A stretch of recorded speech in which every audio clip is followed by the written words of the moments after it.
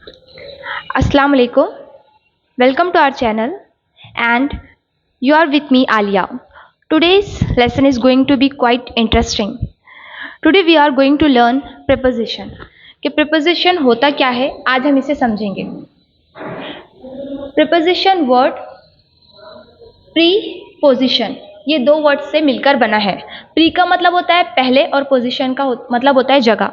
यानी ऐसे वर्ड्स जो नाउन और प्रोनाउन से पहले आते हैं उसे कहेंगे प्रीपोजिशन. एग्जाम्पल से समझते हैं.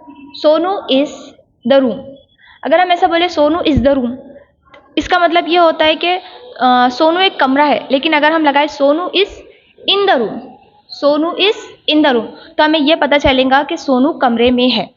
A word that shows a noun or pronoun's position. It is a word which comes before a noun or pronoun to show relation or connecting it to another word. इसे हम समझते हैं. जो preposition है, preposition क्या बताता है? Time को बताएगा, वो प्लेस को बताएगा, पोजीशन को, डायरेक्शन को और मूवमेंट को बताएगा.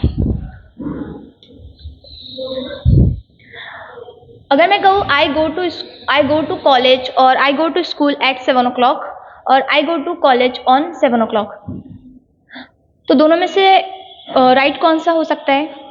ऑब्वियसली ये वाला रहेगा, I go to college at 7 o'clock. जो टाइम का जो हम पता लगाते हैं, हम दो तरीक़ों से ही टाइम का पता लगाते हैं. एक हो गया क्लॉक और दूसरा कैलेंडर. हमें टाइम का पता क्लॉक से लगेगा या फिर कैलेंडर से लगेगा. तो जब कभी भी हम क्लॉक का टाइम की बात करें, हम जैसे कि 7 बज रहे हैं, 3 बज रहे हैं, तब लगाएंगे एट को, एट प्रपोजिशन को लगाएंगे. जैसे कि I go to college at 7 o'clock, I will come at 12 o'clock, I will see you at 3 o'clock. तो आपको ये याद कर लेना है कि जब कभी भी घड़ी के वक्त की बात आए तब लगाना है आपको प्रपोजिशन एट को. ये आपको याद कर लेना है. नेक्स्ट इज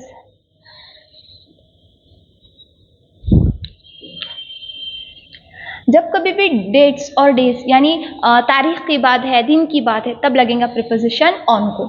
इसे समझते हैं. आई विल कम ऑन मंडे, कि बच्चा कह रहा है कि मैं मंडे को आऊँगा.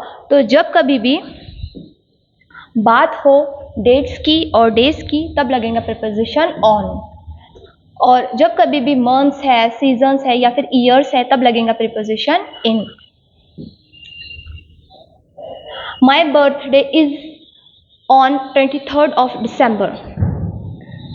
तो आप समझ सकते हैं कि जब कभी भी हम ईयर्स की बात करें, यहाँ पर हमने देखा कि जो ऑन है वो डेट्स और डेज में आएगा. तो यहाँ 23rd of December ये एक तारीख है, तब हम लगाएंगे ऑन को.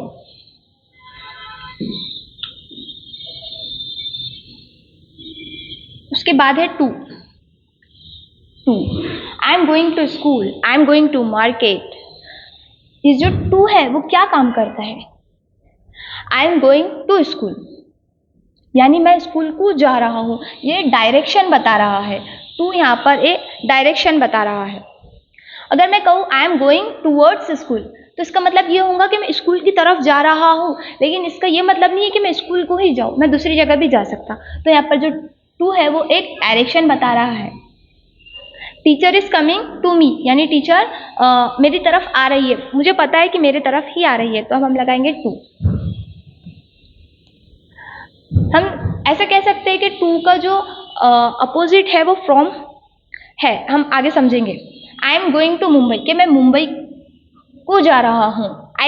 आई गेव मनी टू हर, मैंने उसको पैसे दिए. एक लड़की है, मैंने उसको पैसे दिए.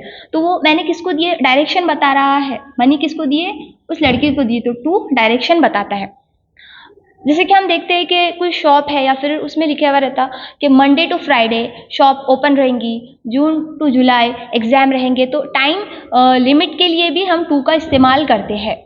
एक डायरेक्शन के लिए, दूसरा टाइम लिमिट के लिए हम टू का इस्तेमाल करते हैं.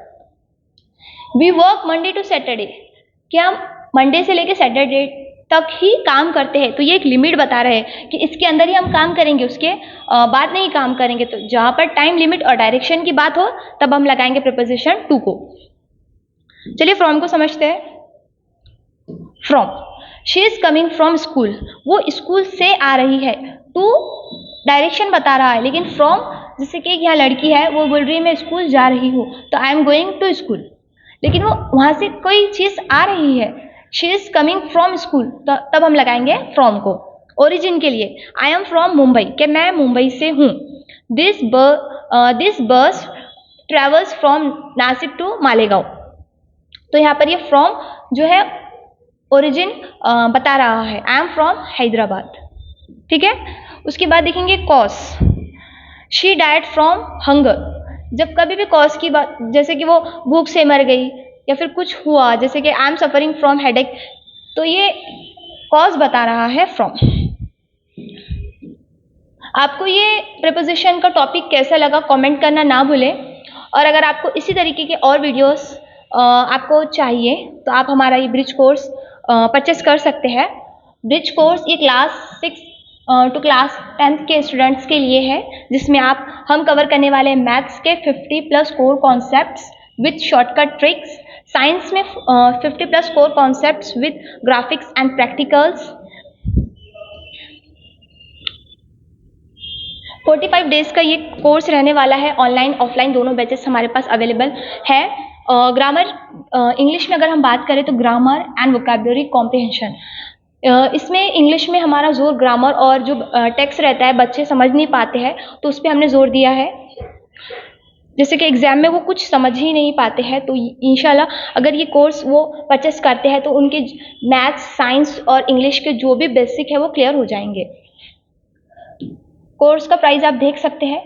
कांटेक्ट के लिए यहाँ कांटेक्ट नंबर दिए गए हैं, आप इस पर हमें कांटेक्ट या फिर व्हाट्सएप कर सकते हैं।